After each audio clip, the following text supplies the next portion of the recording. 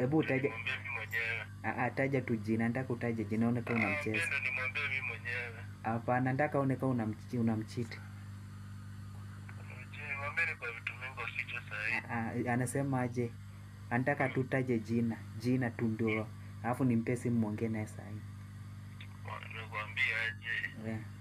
Tutuelewane, umenikola. Kuna shida zangu sasa hivi.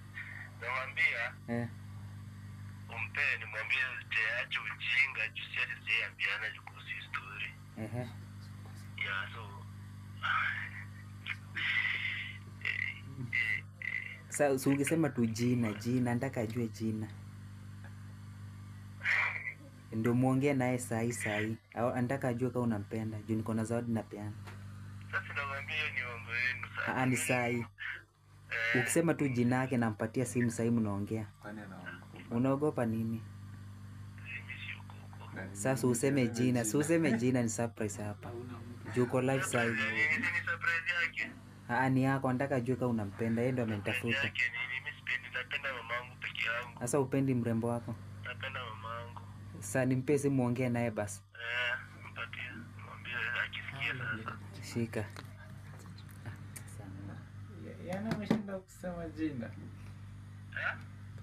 Yana umesema. Shika.